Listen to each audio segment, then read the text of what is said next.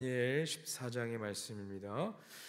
다니엘서 14장의 말씀입니다. 11장의 말씀입니다. 죄송합니다. 우리에게 주신 말씀은 다니엘서 11장의 말씀입니다. 드라마 바이블로 함께 읽도록 하겠습니다. 제 11장.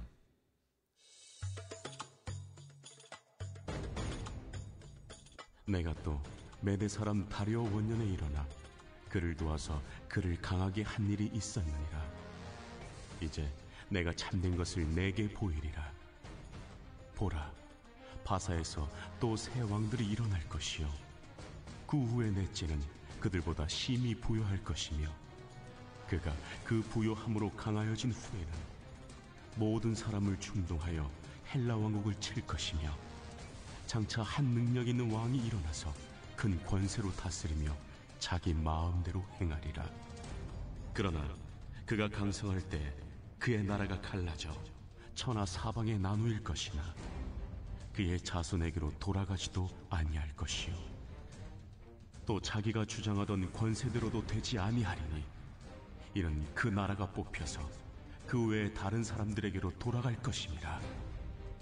남방의 왕은 강할 것이나 그 군주들 중 하나는 그보다 강하여 권세를 떨치리니 그의 권세가 심히 클 것이요, 몇 해 후에 그들이 서로 단합하리니 곧 남방 왕의 딸이 북방 왕에게 가서 화친하리라.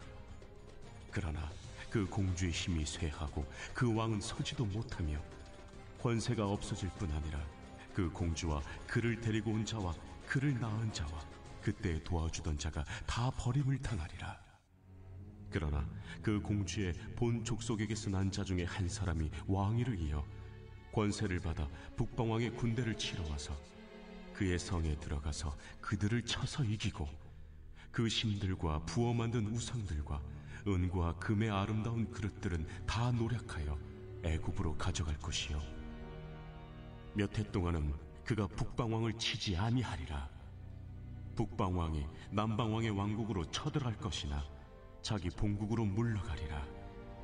그러나 그의 아들들이 전쟁을 준비하고 심히 많은 군대를 모아서 물이 넘침같이 나올 것이며, 그가 또 와서 남방왕의 견고한 성까지 칠 것이요, 남방왕은 크게 노하여 나와서 북방왕과 싸울 것이라. 북방왕이 큰 무리를 일으킬 것이나 그 무리는 그의 손에 넘겨준 바 되리라. 그가 큰 무리를 사로잡은 후에 그의 마음이 스스로 높아져서 수만 명을 엎드러뜨릴 것이나 그 세력은 더하지 못할 것이요, 북방왕은 돌아가서 다시 군대를 전보다 더 많이 준비하였다가 몇 대 곧 몇 해 후에 대군과 많은 물건을 거느리고 오리라. 그때 여러 사람이 일어나서 남방왕을 칠 것이요, 내 백성 중에서도 포악한 자가 스스로 높아져서 환상을 이루려 할 것이나 그들이 도리어 걸려 넘어지리라. 이에 북방왕은 와서 토성을 쌓고 견고한 성읍을 점령할 것이요, 남방 군대는 그를 당할 수 없으며 또 그가 택한 군대라도 그를 당할 힘이 없을 것이므로 오직 와서 치는 자가 자기 마음대로 행하리니 그를 당할 사람이 없겠고 그는 영화로운 땅에 설 것이요, 그의 손에는 멸망이 있으리라. 그가 결심하고 전국의 힘을 다하여 이르렀다가 그와 화친할 것이요, 또 여자의 딸을 그에게 주어 그의 나라를 망하게 하려 할 것이나 이루지 못하리니 그에게 무익하리라. 그 후에 그가 그의 얼굴을 바닷가로 돌려 많이 점령할 것이나 한 장군이 나타나 그의 정복을 그치게 하고 그 수치를 그에게로 돌릴 것이므로 그가 드디어 그 얼굴을 돌려 자기 땅 산성들로 향할 것이나 거쳐 넘어지고 다시는 보이지 아니하리라.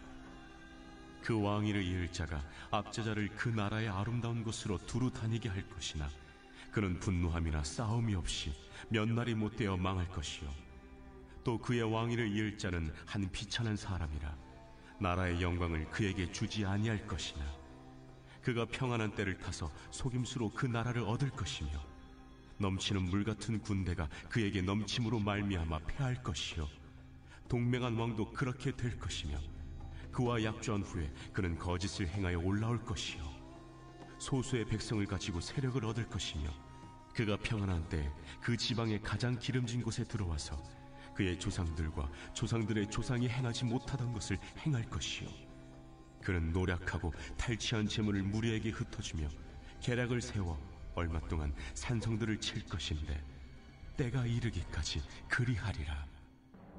그가 그의 힘을 떨치며 용기를 다하여 큰 군대를 거느리고 남방왕을 칠 것이요, 남방왕도 힘이 크고 강한 군대를 거느리고 맞아 싸울 것이나 능히 당하지 못하리니, 이는 그들이 계략을 세워 그를 치니니라. 그의 음식을 먹는 자들이 그를 멸하리니 그의 군대가 흩어질 것이요 많은 사람이 엎드려져 죽으리라. 이 두 왕이 마음에 서로 해하고자 하여 한 밥상에 앉았을 때 거짓말을 할 것이라. 일이 형통하지 못하리니 이는 아직 때가 이르지 아니하였으므로 그 일이 이루어지지 아니할 것임이니라. 북방 왕은 많은 재물을 가지고 본국으로 돌아가리니 그는 마음으로 거룩한 언약을 거스르며 자기 마음대로 행하고 본토로 돌아갈 것이며, 작전된 기한에 그가 다시 나와서 남방에 이를 것이나 이번이 그 전번만 못하리니, 이는 기띔의 배들이 이르러 그를 칠 것임이라. 그가 낙심하고 돌아가면서 맺은 거룩한 언약에 분노하였고, 자기 땅에 돌아가서는 맺은 거룩한 언약을 배반하는 자들을 살필 것이며, 군대는 그의 편에 서서 성소 곧 경고한 것을 더럽히며 매일 드리는 제사를 폐하며 멸망하게 하는 가증한 것을 세울 것이며, 그가 또 언약을 배반하고 악행하는 자를 속임수로 타락시킬 것이나, 오직 자기의 하나님을 아는 백성은 강하여 용맹을 떨치리라. 백성 중에 지혜로운 자들이 많은 사람을 가르칠 것이나 그들이 칼날과 불꽃과 사로잡힘과 약탈을 당하여 여러 날 동안 몰락하리라. 그들이 몰락할 때 도움을 조금 얻을 것이나 많은 사람들이 속임수로 그들과 결합할 것이며, 또 그들 중 지혜로운 자 몇 사람이 몰락하여 무리 중에서 연단을 받아 정결하게 되며 희게 되어 마지막 때까지 이르게 하리니, 이는 아직 정한 기한이 남았으니라. 그 왕은 자기 마음대로 행하며 스스로 높여 모든 신보다 크다 하며 비상한 말로 신들의 신을 대적하며 형통하기를 분노하심이 그칠 때까지 하리니, 이는 그 작정된 일을 반드시 이루실 것이니라. 그가 모든 것보다 스스로 크다 하고 그의 조상들의 신들과 여자들이 흠모하는 것을 돌아보지 아니하며 어떤 신도 돌아보지 아니하고 그 대신에 강한 신을 공경할 것이요, 또 그의 조상들이 알지 못하던 신에게 금, 은, 보석과 보물을 들여 공경할 것이며, 그는 이방 신을 힘입어 크게 견고한 산성들을 점령할 것이요, 무릇 그를 안다 하는 자에게는 영광을 더하여 여러 백성을 다스리게도 하며 그에게서 뇌물을 받고 땅을 나눠주기도 하리라. 마지막 때에 남방왕이 그와 힘을 겨룰 것이나 북방왕이 병거와 마병과 많은 배로 회오리 바람처럼 그에게로 마주와서 그 여러 나라에 침공하여 물이 넘침같이 지나갈 것이요, 그가 또 영화로운 땅에 들어갈 것이요, 많은 나라를 패망하게 할 것이나 오직 에돔과 모압과 암몬 자손의 지도자들은 그의 손에서 벗어나리라. 그가 여러 나라들의 그의 손을 펴리니 애굽 땅도 면하지 못할 것이니, 그가 권세로 애굽의 그 문과 모든 보물을 차지할 것이요, 리비아 사람과 구스 사람의 그의 시종이 되리라. 그러나 동북에서부터 소문이 이르러 그를 번민하게 함으로 그가 분노하여 나가서 많은 무리를 다 죽이며 멸망시키고자 할 것이요, 그가 장막 궁전을 바다와 영화롭고 거룩한 산 사이에 세울 것이나 그의 종말이 이르리니 도와줄 자가 없으리라. 아멘. 오늘 우리에게 주신 하나님의 말씀입니다. 오늘도 말씀을 삼아야 이 자리에 나오신 여러분 모두를 주님의 이름으로 축복하고 환영합니다. 오늘은 위대하신 하나님이라는 제목으로 함께 말씀을 나누려고 합니다. 11장은요 10장의 예언을 읽고 있는 장입니다. 어떤 장보다 좀 구체적이고 실제적인 표현으로 미래에 대해서 말하고 있습니다. 11장은 왕들을 세우시고 폐하시는 하나님의 권세 아래에 있는 왕들의 역사를 보여주고 있습니다. 이 왕들은 권세를 하나님으로부터 부여받아 정점에 이르게 됩니다. 그리고 제한된 시간 동안 권세를 누리다가 때가 되면 그 권세를 빼앗기게 됩니다. 본문을 통해 왕들의 흥망 역사에는 일정한 패턴이 있는 것을 우리는 알 수 있습니다. 성경은 하나님이 모든 것을 알고 계시다는 것을 보여주는 책입니다. 하나님은 당신이 선택하신 사람들에게 앞으로 일어날 일들을 보여주심으로써 하나님의 실제를 깨닫게 해주고 계십니다. 다니엘은 바벨론의 왕궁에서 교육을 받았습니다. 메데바사가 바벨론을 무너뜨리고 새로운 제국을 세웠을 때도 계속해서 고관의 지위를 유지하였습니다. 그는 강대국의 흥망성쇠와 세계 열강들의 모습들을 보면서 살았습니다. 그리고 환상을 통해 이 모든 역사가 하나님을 통해 이루어진다는 것을 깨닫게 됩니다. 하나님의 예언은 세상에서의 예언과는 다른 것입니다. 역사의 주관자이신 하나님은 당신의 뜻에 따라 그 역사를 이끌어 가시기 때문입니다. 세상의 권세자가 자신들을 주재하는 하나님을 모른다고 하더라도 그들의 의식과는 상관없이 하나님은 이 세상을 이끌어 가시는 주관자 되시는 분입니다. 역사적 사건들에 대한 예언이 많은 11장에서 다니엘은 강대국들의 패망을 봅니다. 그리고 분열도 보고 최후까지 미리 보게 됩니다. 어떤 이는 이 내용을 후대의 다른 사람들이 지난 역사를 보고 기록했다라고도 말하지만 그렇지 않습니다. 하나님이 환상을 통해 보여주셨기 때문이죠. 이 예언들은 하나도 빠짐없이 성취되었습니다. 바사와 헬라, 애굽과 시리아 같은 나라들과 관련된 예언이 성취됨으로써 하나님은 전지전능하시고 역사를 주관하시는 분이란 중요한 진리가 선포되고 있습니다. 3절 말씀에 한 능력 있는 왕이라고 나오는데 이 왕은 알렉산더 왕을 가리킵니다. 하지만 그런 위대한 왕도 정복한 제국도 결국에는 네 왕조로 나뉘게 됩니다. 큰 권세를 휘두르고 자기 마음대로 행하지만 가장 강성할 때 그 제국을 자기 자손에게는 물려주지 못하게 됩니다. 이처럼 세상의 권력은요, 한시적이고 사람들의 의지로 유지할 수 있는 것이 아닙니다. 세상의 부요한 자, 힘 있는 자, 통치자들이 자기 마음대로 역사들을 이끌어 가는 듯 하지만 그렇지 않습니다. 역사의 주관자는 위대한 하나님이시기 때문에 하나님께서 그들의 삶을 이끌어 가시는 겁니다. 다니엘서는 각각의 다른 환상들이 나열된 책이라고 생각합니다. 그러나 일관성을 가지고 미래를 예언하여 하나님이 어떻게 이 역사를 이끌어 가시는지를 보여주는 예언서입니다. 예언이 가리키는 시대의 최고 권력가들의 충돌과 갈등을 5절에서 19절에서 보여주고 있습니다. 이 예언이 말하는 왕들과 제국들을 일일이 다 설명하기는 어렵겠지만 분명한 것은 그들은 자신의 생각과 힘을 동원하여서 권력을 가지고 과시하려고 합니다. 하지만 하나님은 그 모든 것을 미리 알고 계시는 분입니다. 본문은 세상 역사가 하나님의 주관하에 있음을 분명하게 보여주고 있습니다. 5절에서 19절까지 왕국들의 전쟁에 대한 설명은 마치 영화의 시나리오와 같습니다. 이 시나리오 같은 환상은 구체적으로 세계의 역사 속에서 그대로 이루어집니다. 하나님의 계획은 핀셋으로 모래알을 집어내듯이 매우 섬세하게 역사하십니다. 사랑하는 여러분, 하나님은 모든 역사의 주관자이십니다. 모든 것이 하나님의 주권 아래에 있습니다. 그런 하나님께 우리의 소망을 두고 살아가는 것은 너무나도 당연한 것입니다. 또 그분을 찬양하며 살아가야 하는 일은 너무나 당연한 일이죠. 그런데 헛된 곳에 소망을 두고 살아갈 때가 많습니다.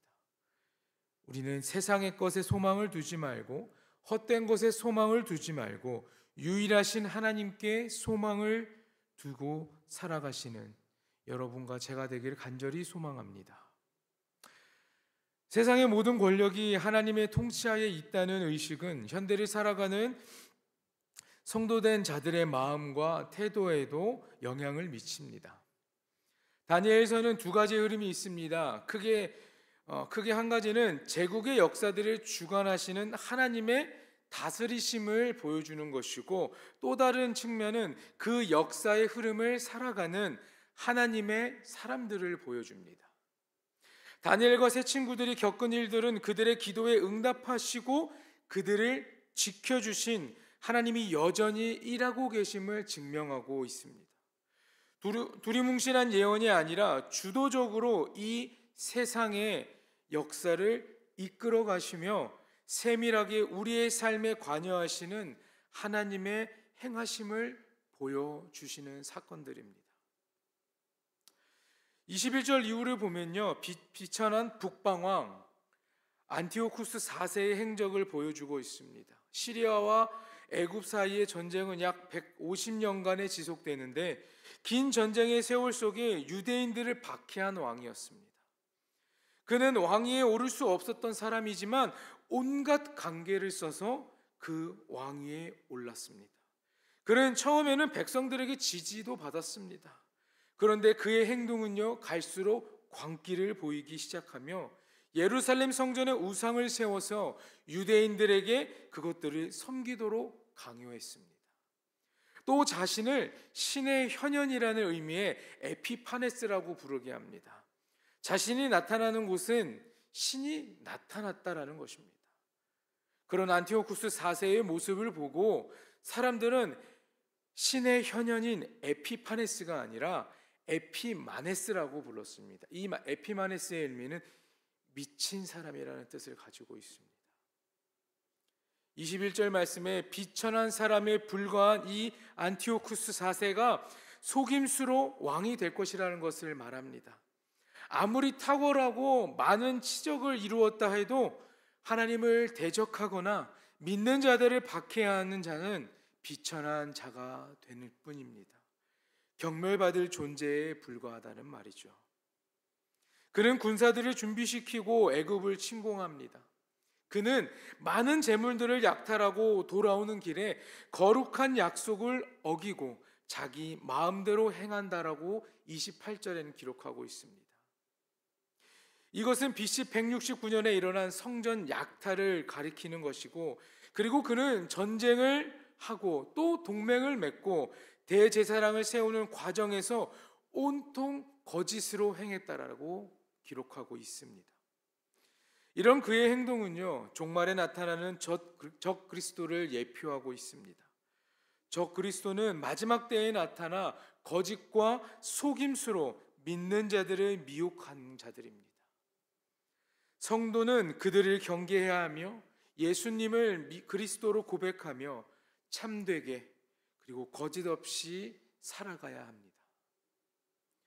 30절부터 그의 악행이 구체적으로 묘사됩니다. 그는 성소를 더럽히고 제사를 폐하고 성소를 멸망하게 하는 가증한 것들을 세워나갑니다. 32절에는 이러한 세상에 대항하는 성도들의 모습도 묘사하고 있습니다. 오직 자기의 하나님을 아는 백성은 강하여 용맹을 떨치리라. 세상보다 크신 하나님을 알기에 그들은 두려울 것이 없는 것입니다. 그에 반해 세상 권력자들은요, 자신들을 다스리는 하나님의 그 섭리와 그 통치를 전혀 깨닫지 못하고 기고만장하며 방장한 태도를 보입니다. 자기에게 힘이 있어서 하나님의 성전을 점령하며 하나님의 사람들에게서도 승리할 것 같다고 고백하고 살아갑니다. 그들의 미래도 하나님의 계획과 섭리 안에 있음을 그들은 알지 못했습니다. 그렇기 때문에 그렇게 하나님이 원하시지 않는, 하나님이 싫어하시는 그러한 행동, 그러한 행실을 하며 살아간 것이죠. 36절에서 39절은 적그리스도의 특징과 그를 따르는 자들이 받는 보상에 대해 언급합니다. 36절에 안티오쿠스는 자기 마음대로 행하는 자라고 말합니다. 자신보다 높은 이는 없고 스스로를 높여 모든 신보다 크다고 말합니다. 그는 아주 비상한 말로 신들의 신을 대적하며 형통한다고 선언합니다. 그가 말하는 형통은요, 여러분, 악인의 형통함을 말하는 것입니다. 하나님은 악인이 자기 마음대로 행하며 온갖 만행을 저지르게 두지 않으십니다. 36절 마지막 부분에 보면 정한 기한이 남았다라고 말합니다. 하나님의 때가 되면은 작정하신 그 심판을 하나님께서는 행하신다라는 겁니다. 하나님은 약속하심을 반드시 성취하시는 분이세요. 하나님은 왕을 세우시는 분이고 또 그 왕을 폐할 수 있는 분이십니다. 하나님이 그 왕들을 세우시고 그대로 그냥 두는 것이 아니라 그들이 어느 한 기간까지 그 왕노릇할 수 있게, 그들이 살아갈 수 있게끔 기한을 정해 주신 겁니다. 그 안에 하나님께 범죄하고 죄를 범하면 하나님께서는 그들을 계속해서 데리고 그들을 사용하는 것이 아니라 그들을 벌하고 내치신다라는 것이죠. 왕이 자기의 정체성을 알고 겸손하게 하나님을 두려워하고 백성을 섬긴다면 그의 날은 길겠지만, 자신의 분수도 모르고 하나님을 무시하고 대적하면 결국에는 종말을 맞게 되는 것입니다. 그들은 하나님의 거룩한 땅에서 신앙인들을 박해할 것이며 세상을 정복하고 자기 만족에 도취되며 살아갈 것입니다. 권세의 정상에 서 있을 때 멸망은 갑자기 찾아오게 됩니다. 하나님께서 정한 때가 되면 아무리 애를 써도 멸망하게 된다라는 것이죠. 그들의 결과는 멸망의 길을 걷는다라는 말입니다. 40절에 보니까 마지막 때라는 말이 나옵니다. 마지막 때에는 적그리스도가 나타나 믿는 자들을 박해하는 때입니다. 하나님을 경험하고 인격적으로 아는 백성은 그 박해를 견딜 수 있고 믿음을 지키고 하나님의 영광과 승리에 동참할 수 있게 됩니다. 그러나 반대로 적그리스도를 따르는 자들은 39절에 하나님을 대적하고 백성을 다스리는 권한과 땅을 받는다라고 말합니다. 자, 그런데 이들은 적그리스도를 아는 자라고 합니다. 여기서 안다라는 말은요, 면밀히 조사해 그 가치를 안다라는 것, 의미를 가지고 있습니다. 적그리스도를 따르는 자들은요, 결국에는 자신에게 어떤 이득이 있는지부터 조사한다라는 겁니다. 그렇기 때문에 아는 자라고 말해요. 이들의 관계는요, 하나님과 백성과의 아주 깊은 관계와는 너무나 다른 관계죠. 내 유익이 먼저고 그 유익을 찾고 득이 되지 않으면 언제든지 등을 돌릴 수 있고 배신할 수 있는 아주 위험한 관계입니다. 하나님께 대적하는 자들 모두의 결말은 결국은 종말을 맞이하게 됩니다. 그들은 강한 권세로 사람들을 따르게 하고 악한 세력을 키워갑니다. 그러나 성도된 우리는 오직 예수 그리스도를 믿음으로 그분의 고난에 동참하고 부활 승리의 영광을 누려야 합니다. 하나님은 역사를 주관하시는 분입니다. 위대하신 하나님이시며 전능의 하나님이시며 공의의 하나님이십니다. 세상 모든 것이 하나님의 주권 아래 있음을 우리가 고백하고 살아가야 합니다. 그런 하나님을 믿는다면 우리는 삶의 현장에서 낭망하지 않고 낙심하지 않고 세상의 어그러짐과 악한 현실로 인해 좌절하지 않을 것입니다. 사랑하는 여러분, 하나님을 제대로 아는 자가 되어야 할 것입니다.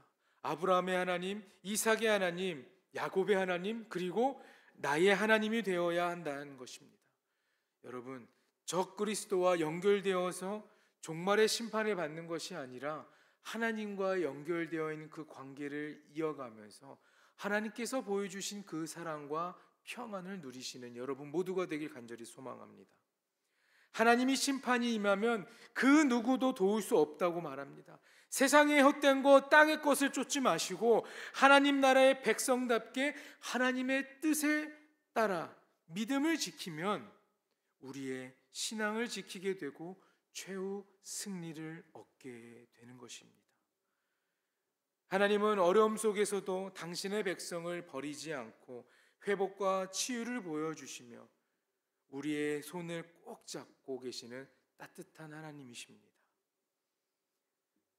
그 하나님의 따뜻함을, 그 사랑을 기억하시며 오늘 하루도 위대하신 하나님의 그 손을 붙잡고 그 위대하신 하나님의 그 말씀에, 그 말씀대로 살아가며 하나님을 믿고 살아가시는 여러분 모두가 되기를 간절히 축원합니다.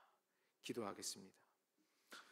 사랑의 주님, 우리의 인생은 우리가 다 알 수 없는 인생인데 오직 하나님만 알고 계신 그 삶에 하나님께서 함께하여 주셔서 역사의 주관자 되시고 우리의 삶을 이끌어 가시는 하나님의 놀라운 섭리와 권능을 믿고 살아가는 우리가 되게 하여 주시옵소서. 하나님은 왕을 세우시기도 하고 또 패하기도 하시는 분임을 기억하고 늘 겸손하게 하나님을 두려워하며 주님께 대적하는 것이 아니라 온전히 하나님을 신뢰하고 믿는 거룩한 백성의 삶이 되게 인도해 주시옵소서. 하나님의 거룩한 땅에 거하는 백성의 삶이 세상에 사는 자들과 똑같은 삶이 되지 않도록 지켜주시고 보호하여 주시고 예수 그리스도의 십자가의 보혈로 연결되어 부활과 영광의 자리에 참여하고 구원함을 얻는 귀한 성도의 삶이 될 수 있게 역사하여 주시옵소서. 오늘 이 아침도 드려지는 예물이 있습니다. 사랑하는 손주들의 이름을 적어드리는 1,000번제의 예물과 또한 감사의 헌금이 있습니다. 하나님, 이 예물이 하나님께 올려지길 간절히 소망하며 또한 하나님께 드려지는 이 예물 가운데 적혀있는 기도의 제목들이 하나님의 평안 가운데 이루어지고 하나님의 그 능력 안에서 이루어짐을 경험할 수 있도록 주님 함께하여 주시옵소서. 창조의 하나님을 전적으로 신뢰하고 늘 그분에게만 소망을 두고 기쁨의 삶을 살아가는 이 자리에 모인 모두가 될 수 있도록 주님께서 언제나 함께하여 주시옵소서. 감사드리며 이 모든 말씀 보혈의 피로 우리를 구원하신 예수 그리스도의 이름으로 기도합니다. 아멘.